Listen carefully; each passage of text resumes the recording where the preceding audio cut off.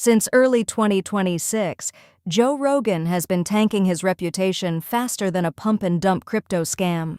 The internet is completely losing it because the self-proclaimed anti-establishment king just lost over 800,000 subscribers. His own subreddit is flooded with furious fans calling him a massive, hypocritical corporate sellout. People are utterly sick of him turning his iconic podcast into a sanitized playground for tech oligarchs and elite billionaires. The absolute disaster started when he completely gaslit his longtime friend Theo on air. Joe literally weaponized Theo's real-life mental health struggles just to shut down a serious conversation about government surveillance. It was a chaotic, out-of-touch move that permanently broke his fanbase's trust.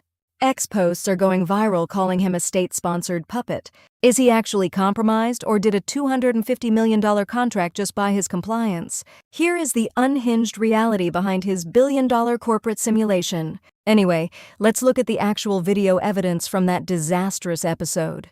Theo tried to have an honest conversation about deep societal corruption and Middle East warfare.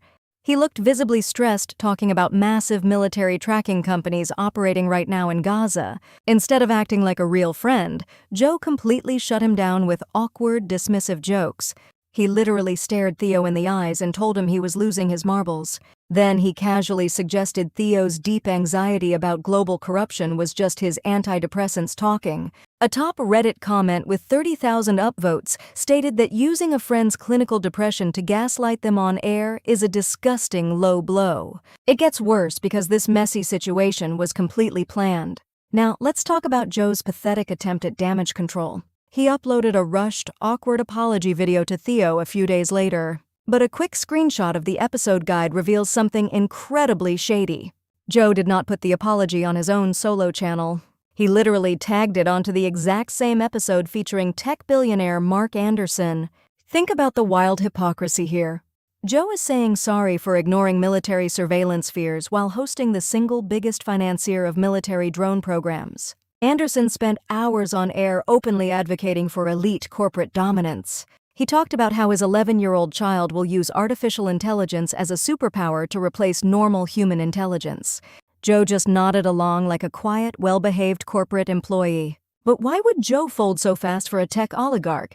Well, a deep dive into public company receipts shows a very controversial plot. Anderson is a major advisor to the tech company Perplexity AI. And guess who happens to be the primary corporate sponsor of Joe's entire podcast? Yes, Perplexity. Joe literally reads their commercial scripts multiple times every single week. Fans on X are calling this a clear, undeniable conflict of interest.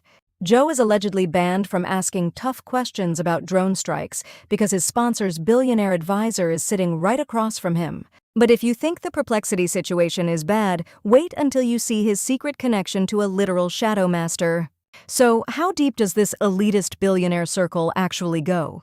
During another wild podcast segment, Theo asked Joe a direct question about Palantir surveillance software. Joe played completely dumb, looked blankly at the camera, and told his assistant to check Perplexity. But public records show Joe is totally lying about his lack of knowledge. Palantir is heavily owned by billionaire tech mogul Thiel. Joe has publicly admitted to traveling directly to Thiel's private mansion twice for secret dinner parties. He is not oblivious. He is allegedly protecting his billionaire inner circle from public scrutiny. A popular TikTok commentary video exposed that Thiel was a massive early investor in Spotify during their crucial funding rounds. Let's connect the dots here because the money trail is completely wild. Spotify is the exact corporate platform that handed Joe his massive $250 million exclusive contract. Joe is not an independent voice anymore, he is a small cog in a giant corporate wheel. Thiel is an alarming figure who openly fundraises for military AI tracking programs. He also has documented public ties to the late international criminal Jeffrey Epstein. Leaked business schedules prove Epstein invested $40 million directly into Thiel's private venture capital fund. When Joe casually brought up the Epstein files on air, Thiel instantly downplayed the entire situation. Joe did absolutely nothing to push back against his billionaire boss's associate, and it is not like this was a one-time mistake from Joe. He routinely invites Epstein's former inner circle onto the show for friendly, casual chats. Take celebrity doctor Peter Attia, who appeared on the podcast twice over the past year. Publicly leaked emails show Adia regularly gave Epstein medical advice and called his lifestyle outrageous. Yet, during their total 6 hours of podcast conversation, Joe never mentioned Epstein a single time. It is a complete simulation of journalism designed to protect powerful grifters. A viral tweet blasted Joe, saying the old 2013 Joe Rogan would spit directly in the face of this billionaire-worshipping sellout. He used to rebel against the establishment, now he serves them dinner. But wait, his corporate transformation gets even more ridiculous. His close friend Duncan Trussell actually warned him about this exact scenario back in 2020. Duncan told Joe on air that deep, dark political forces would infiltrate his platform to boost their own radioactive agendas. That old audio clip is trending on TikTok right now because it is literally a prophetic warning. Joe ignored his friend and doubled down on his new elite lifestyle. His conversations are now completely sanitized, dumbed down, and corporate approved. Over 300 hours of classic raw conspiracy episodes were permanently deleted from his catalog during the Spotify transition. Alternative anti-government voices have been totally wiped out and replaced by literal government agents. Now let's look at how the establishment finally secured total control over Joe's mind. UFC boss Dana White recently did a public interview exposing the final piece of the puzzle. White admitted he spent several years actively working on Joe to force a political endorsement for Donald Trump. Joe tried to avoid it by playing victim and claiming he was too busy to care about politics. But the elite pressure clearly worked, and Joe folded immediately before the election. Now Joe goes to the White House for executive order photo ops like a typical Hollywood influencer. He went from a stoned conspiracy theorist warning fans about media brainwashing to a literal state-sponsored puppet. Anyway, look at how Joe views technology today compared to his past rebel era. He released an unhinged montage back in 2014, claiming that modern society runs on greedy wars and global domination. Cut to today, and he is on air making cheap excuses for geopolitical warfare. He even called a gold military beeper gift from Benjamin Netanyahu pretty gangster. His entire worldview has been completely rewritten by Silicon Valley cult thinking. Joe recently claimed on air that artificial intelligence could literally return to Earth as a new corporate Jesus.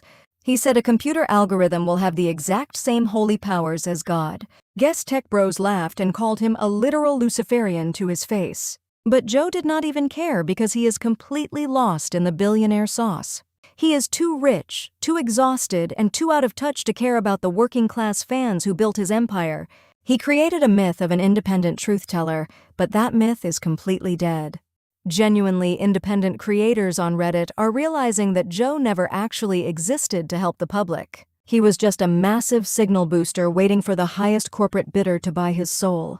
The old marketplace of ideas has officially been commercialized, monetized, and handed over to the global elite. He did not change the system just wrote him a bigger check. Is the era of independent internet commentators officially over, or are we just watching the slow, painful death of a corporate puppet? Drop your thoughts in the comments below.